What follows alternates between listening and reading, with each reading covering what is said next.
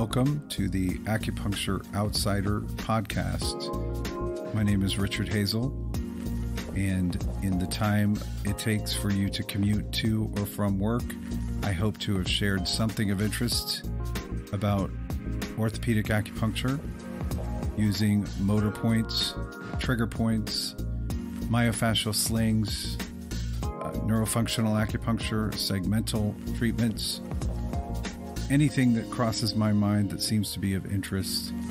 I hope you'll enjoy it.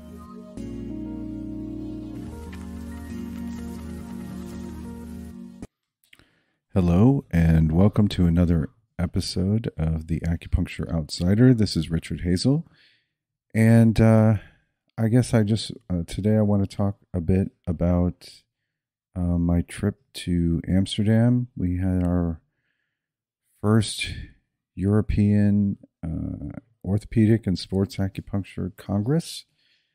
I was joined by two of my friends and colleagues, Josh Margolis from California and Jenny Nieders from California. And we had a great time. We really did. The Congress was well attended. People seem to have loved the material.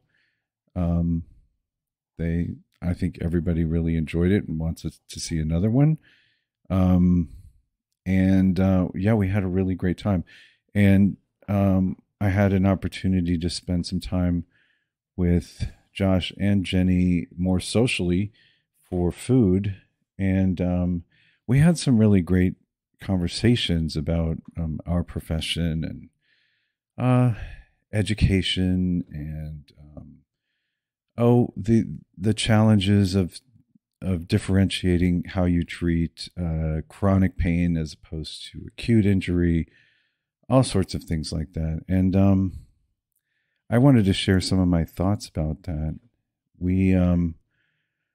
I think we were in agreement that what we teach and what we learn and share needs to be open source. It needs to be available to as many people as it can be.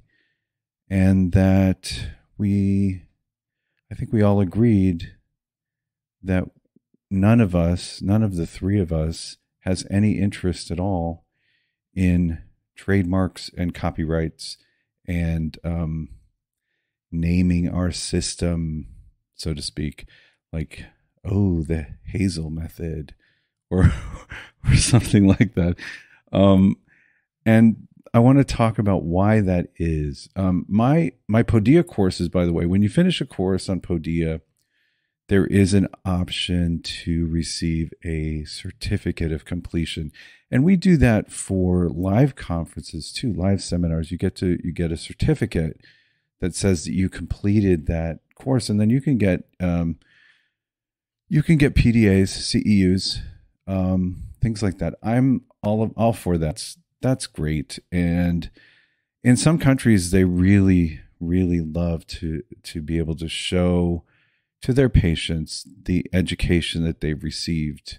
So they like certificates. It helps to validate them in their otherwise skeptical community.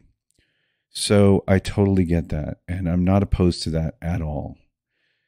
What I'm not a big fan of is, say, I create the Hazel method. I would never call it that, but we might as well call it that because it's never happening anyway.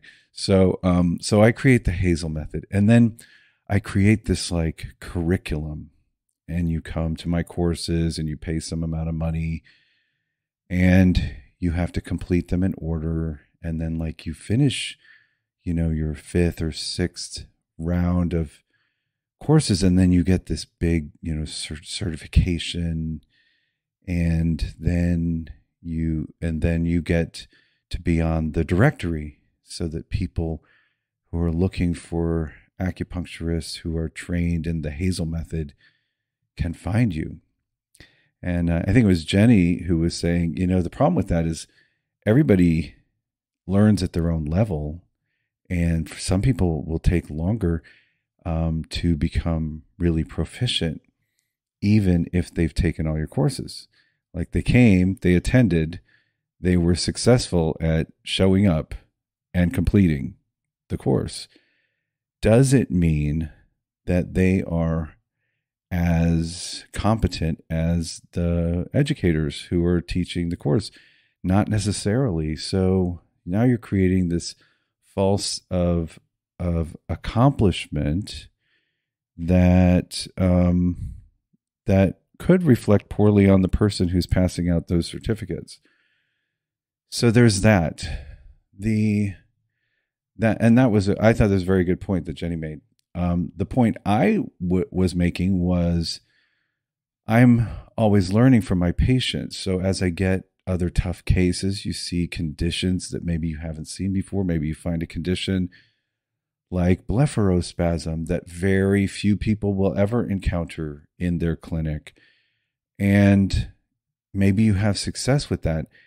That's something that you want to share openly, because there are very few people who are going to encounter that. And the 2 or 3 who can benefit from what you found need to have access to that information so they can help people, because blepharospasm is a difficult thing. It has a major impact on the quality of life for that person. Light sensitivity and headaches, and just the inability to find a sense of rest when your face is spasming. So it needs to be open source. It needs to be as open as any medical information that you can look for. And we can't trademark our way of treating something and give it a special name and then tell everybody else they can't teach it or they shouldn't be allowed to use it without paying for the privilege. I don't have a method. I don't have a Hazel method, because how I treat today is different from how I treated 2 years ago, maybe 1 year ago on certain things, 4 years ago, 6 years, 8 years ago. It's so different because I'm always learning. And if I become satisfied with what I've accomplished, I have great results, by the way. I had the best day yesterday. All these patients telling me how great I was. And I was just saying, the needle does all the magic. I just know where to put it. And I really, I think if you don't stay humble, you're not teachable. As soon as you know something with certainty, you stop looking for answers. And I never want to be like that. I never want to know for certain. And I've said it before, but you got to stay humble. You got to stay teachable. And for that reason, you don't put your information that you want people to have into amber. And now it's a fixed set of facts that someone has to learn and receive your blessing for. The thing I think Josh and Jenny and I agreed is that when you're seeing patients every single day, it will humble you. You will hit a wall with someone that you thought was going to respond the way everybody else always did, and then they don't.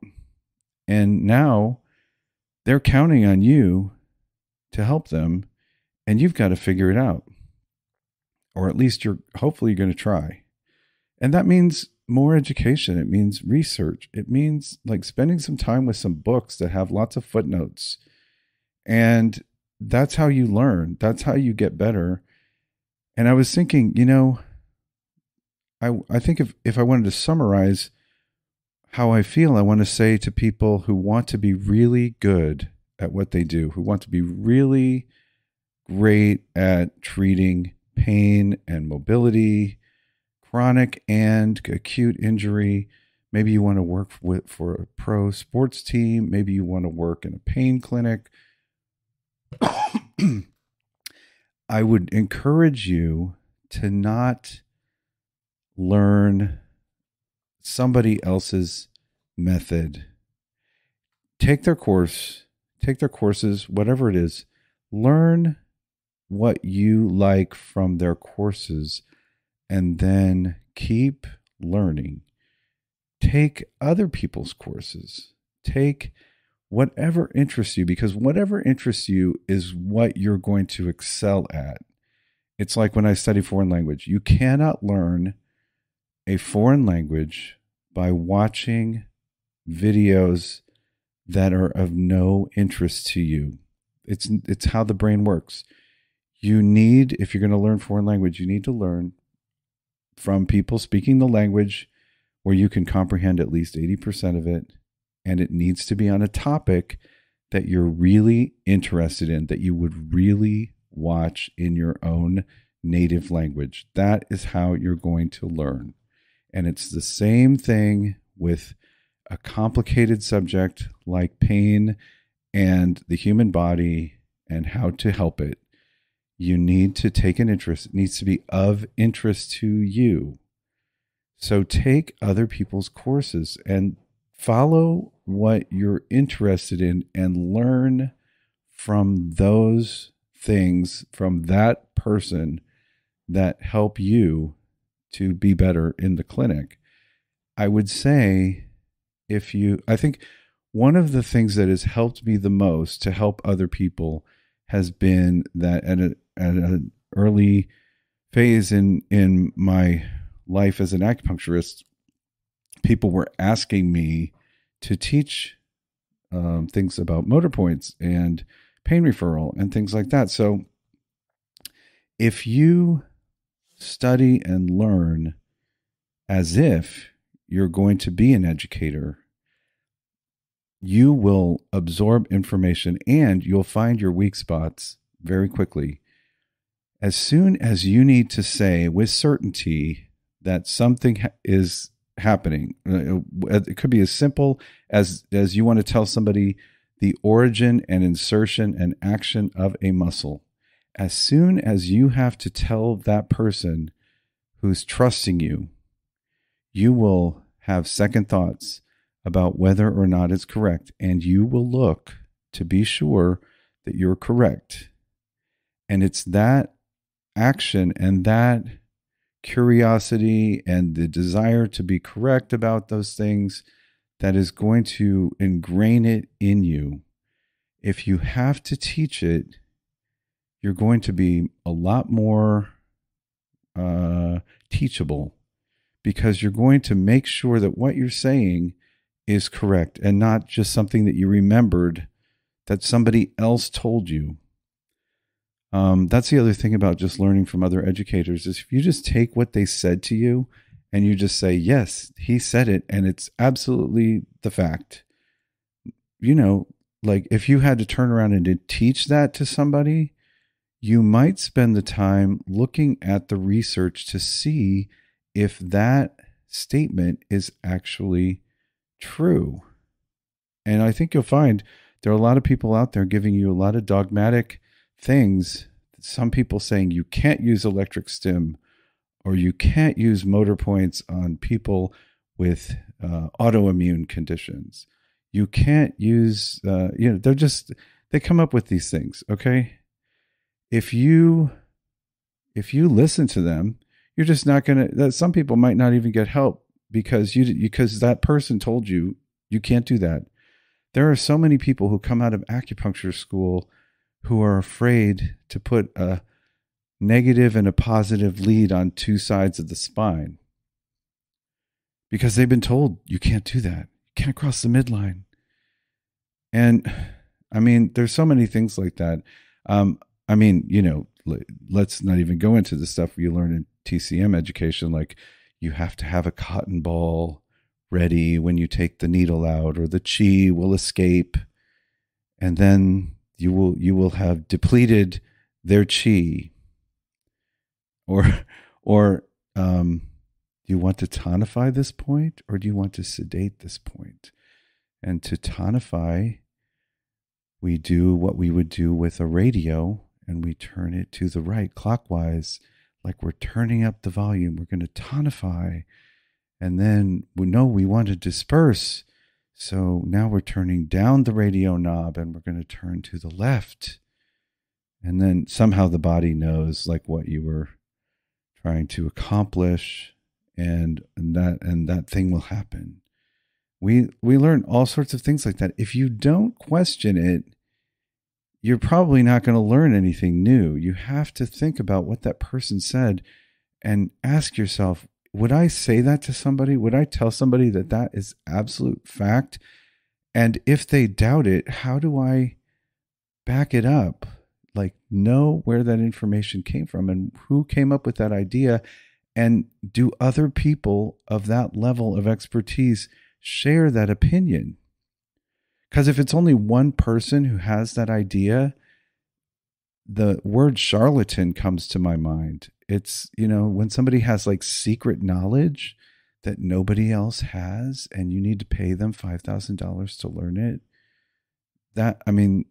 that's a charlatan. And we see them in every industry. You see them in health and fitness. You see them in alternative health. You see them in our world of alternative medicine, like acupuncture and other fields. There's always somebody who's like trained with the master and the guru, and now they have this like information that nobody else has, and they're going to teach it to you, but you got to pay them like $5,000 and bring them flowers. And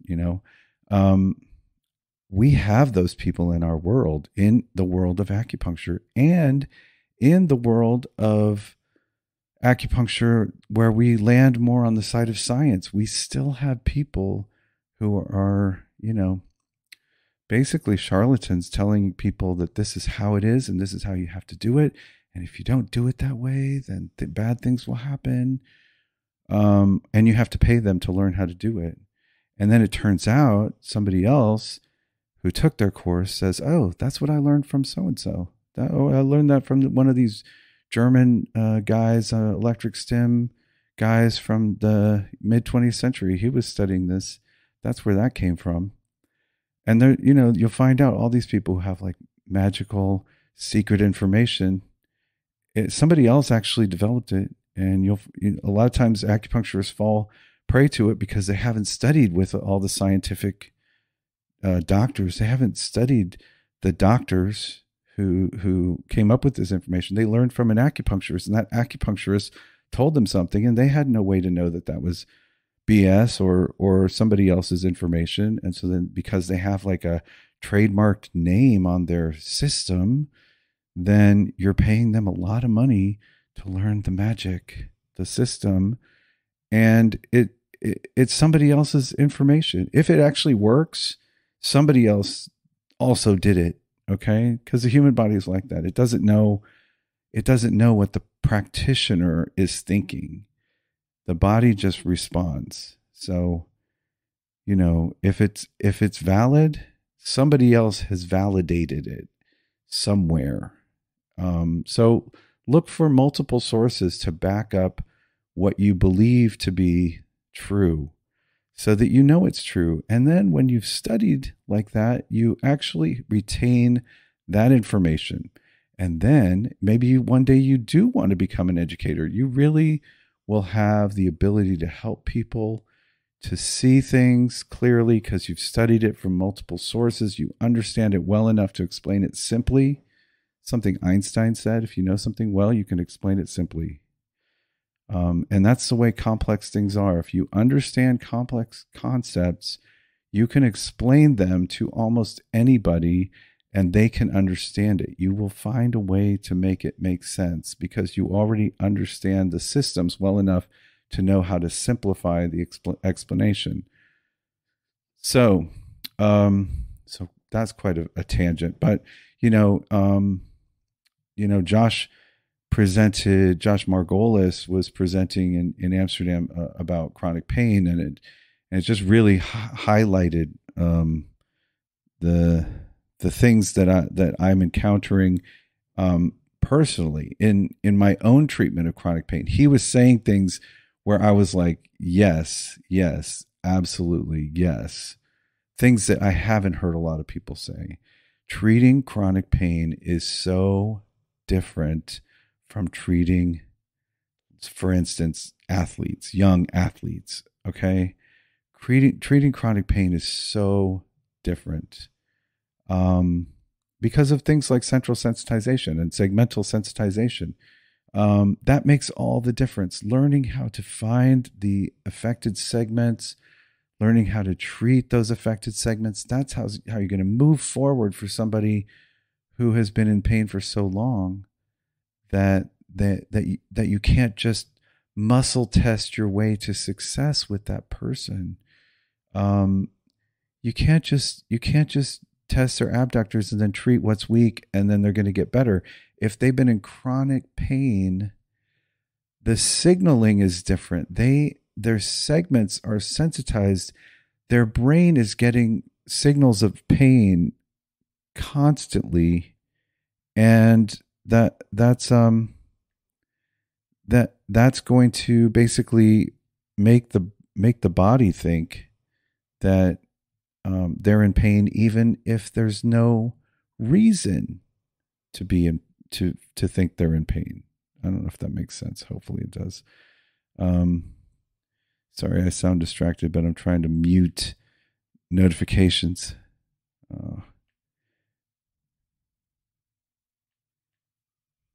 Sorry about that.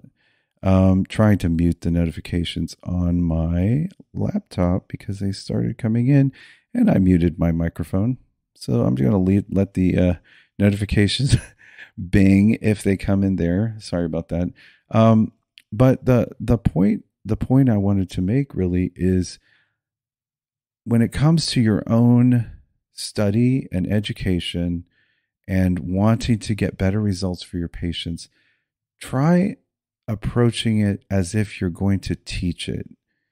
Meaning, go to the source material, the doctors, the research, go to the scientific information, not to the local educators like me.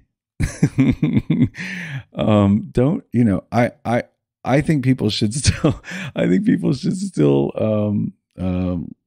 come to my conferences and listen to my podcast, but that's because I'm pointing you to the sources. Okay. I'm doing a lot of the heavy lifting. And then once I find these great things that work and I tell you how they work and I show you how they work, then I tell you, like, how did I learn that? Where did I learn it from? Which doctor was it from? It wasn't from another acupuncturist. Okay. That's just like a given. Okay. Cause that's the game of telephone. The things that are successful with the human body are going to have research behind them. And that's going to be doctors, researchers. It's going to be pain management doctors. It's going to be people who are doing research work at the NIH. It's not going to be an acupuncturist who has the final word. We, the acupuncturists who are doing that education, are your bridge to the source. Okay, so you come to a seminar, I tell you about nerve entrapments that are affecting migraines. I show you how I treat migraines that has been very successful for me. And then I explain to you how the occipital nerves are entrapped by the trapezius aponeurosis, or the SCM. I show you that I learned about it a lot from Dr. Andrea Trescott, and this is her book about peripheral nerve entrapments. And we learn about central sensitization from Dr. J.P. Shaw, and here's his research about central sensitization. And this is why I use high frequency stim for the long term, for neuromodulating pain for somebody who's had migraines for so long that possibly they're centrally sensitized. Why we're going to use pens, which I learned about from Craig. Dr. Craig, and here's what he was doing, and he learned about it because his wife had migraines, and this is what worked. So it's a chain of information, but there's there's doctors and there's pain research and there's a lot of things involved. So when I teach something, hopefully no one thinks it's the Hazel method or that I'm a charlatan. That hopefully they're listening to what I'm telling them and they're reading the references that I put in there, and none of them are acupuncturists. They're legit medical doctors giving you that information. We as acupuncturists can be a great bridge to that information. But like I said, if you are going to be an educator, you're going to not take my word for it. You're going to say, oh, well, that's what Rich Hazel said. And he said, Andrea Trescott said that. Now I'm going to see if somebody has peer reviewed her work and see what they say. You could do that, but I personally think if what she says is working, then I'm going to do what she says, and I'm not going to worry about it until my patients aren't getting better. And then if they aren't getting better based on what Dr. Trescott has said, now I need to actually look further and find somebody else who is treating the same condition in a different way from a different concept. And then I'll tell you about that person and I'll tell you what they said. And that's my role.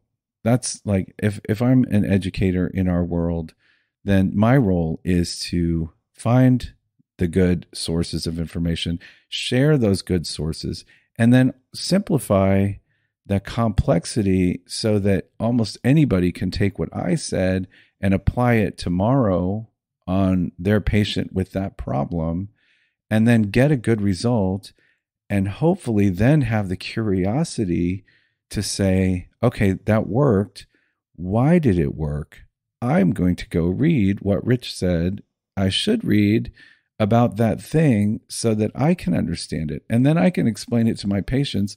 And then when they start sending other people who have this condition, then they will understand why they're getting better. And as the person who's treating them, who is now looking at the source, will know how to vary their treatment based on, what they see from what they originally thought was the problem. They'll know how to adjust the treatment because they'll have an understanding of the whole concept from having read the source material, and they won't be relying on that person whose method they learned. I learned the Hazel method, and the Hazel method doesn't have a way to treat X, Y, and Z. So, so you're just going to lather, rinse, and repeat and do what you saw, from the Hazel method, and it's not getting better. You've got to be able to think like an educator and say, well, if I wanted to teach about this condition and my results suck right now, what else do I need to learn so that my results will be better? And what am I missing? Is it the fascia? Is it an autonomics, an autonomic issue? Is this all nerve, or is it something else? Maybe it's active trigger points that are causing this problem. Maybe this person has some sort of ergonomic issue at work that keeps repeating this problem. Maybe it's postural. Maybe it's some day-to-day thing that is causing this problem. You have to be able to think about all the ways that could cause this person to not get better. And there's always something you can learn from that. You're always going to find something that you didn't know. Somebody else said, well, it's this way. And then, and if you've looked at a lot of these other methods, sometimes you're going to hear somebody's method and you're going to say, oh, that's really complicated and interesting, but it doesn't resonate with me. So I'm not spending a lot of time learning that, because even though they're claiming that really works, I can't think like that. That doesn't make sense according to how I see things, or according to the patients that I see. So, like you have to find what resonates with you and how you see things. And I was telling that to somebody else when I was in Amsterdam. When I was teaching, somebody raised their hand and were like, are you using like, what was he saying? Something like muscle energy techniques? Are you using like myofascial, stretch? Are you doing stretching and muscle work? And I said, honestly, no, because I have people get up in the middle of the treatment and see how they feel. And then I have them get up at the end of the treatment and see how they feel. And if they feel great, then I don't feel like I need to add anything to that treatment. They already feel great. They're like 100% better. Like, why am I adding some sort of thing? Because somebody else said you have to, or somebody else said you should, or this is somebody else's technique and I learned how to do it and this is what I do. But my answer to him was, I think you should do that. If you love it, you should do that. And that's always going to be my answer. Do what you love. Do what resonates with you. And you know what? You're probably making a whole lot more money than I am doing what you love to do, because people probably love it.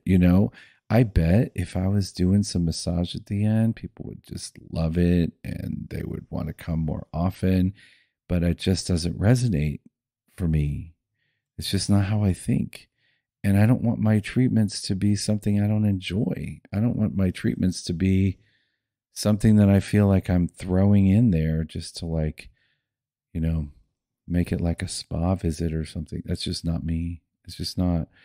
And I have to be true to what I do and how I do it. And I shared a review somebody put on Google where she basically came in for her first visit for migraines, and she was having a migraine at the time, and she'd been having multiple migraines per week, constantly taking her medications for it. And she'd been struggling for the past 4 years with like really regular migraines. And after her first visit, then I went away to Amsterdam. I was gone for 2 weeks, and then I came back and she had not had a headache. And that by the, fourth week after her treatment, she had still not had a headache.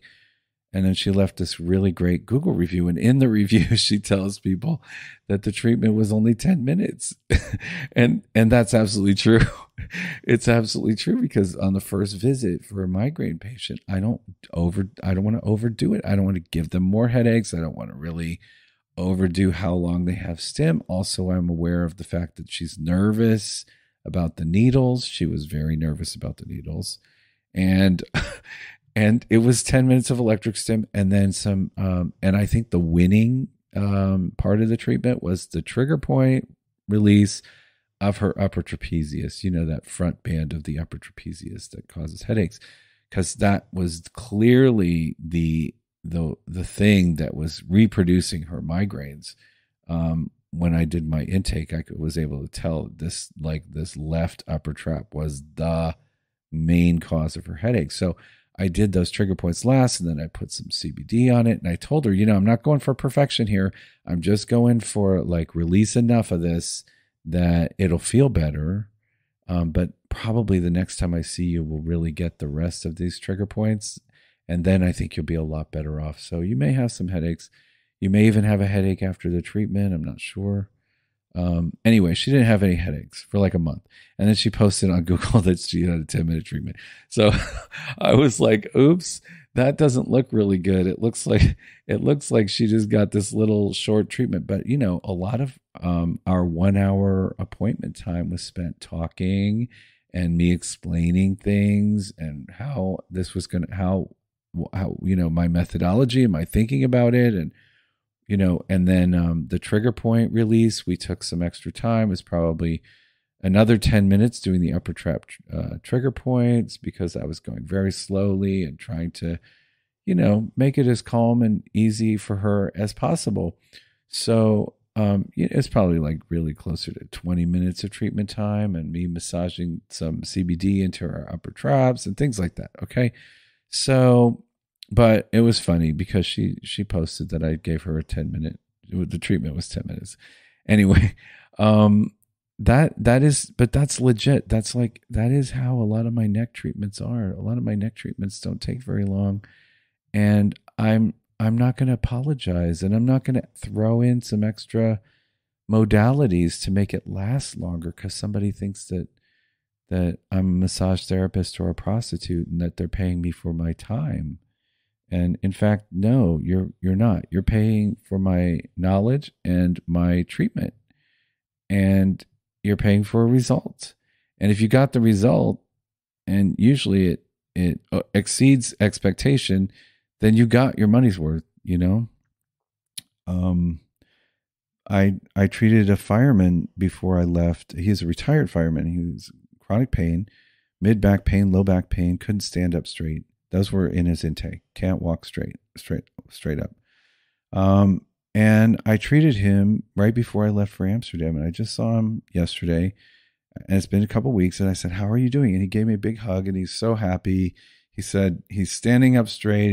He's like feeling great, was able to like lift and carry things, and his back is doing better, and nobody can believe it. And you know, he's super excited about his results. And what was the whole point of that? So, you know, I guess the whole point is the results that I get are good, and I don't need to add cupping, or sometimes I do some IASTM, like soft tissue, when it's necessary for fascia, but I don't throw anything in on top just to make the treatment last longer. Like his follow-up took about 20 minutes. That was it. And he felt great. So if somebody feels great, I've done what I need to do. I've provided them. Oh, I was telling you that story because when he was paying, the follow-up for first responder, well, actually, yeah, the follow-up for the first responders, I give a discount to like police, fire, nurses, and doctors. So it was $90. And so I said, okay, so your first responder rate is $90. And then he said, you know, if you wanted to add 2 zeros to that, it would still be worth it.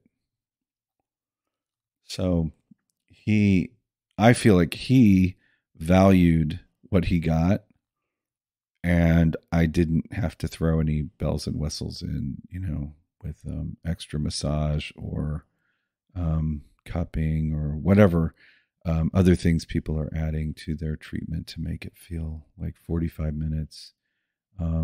He spent about 20 minutes on the table and was super excited, and booked his follow-up for next week. And I said, you know, if you're feeling really good and you just want to go a couple weeks and see how it goes, he's like, no. You told me 3 to 5. Let's do 3. I'm going to come in next week. I'm super excited. Whatever you want to do, we're going to do. I said, okay, so then I want you to get really picky with me. Okay. Like in the next week, all those things that you just kind of ignore because you just like push through and you're just used to it. It's your normal.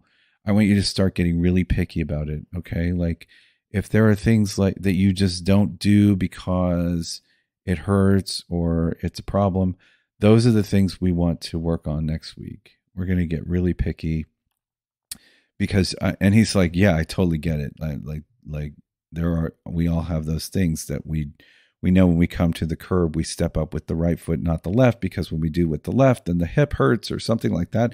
So I'm like, get really picky. Okay. That's what we're going to work on next week. So, okay. I have really talked a long time. This is a long episode. Sorry about that. Anyway, I had some thoughts. I had some things I wanted to get off my chest, and I did. And, hopefully it resonated with some of you. And, next episode will be a little bit more focused on a specific issue or specific type of issue. Okay. Have a good one. Take care.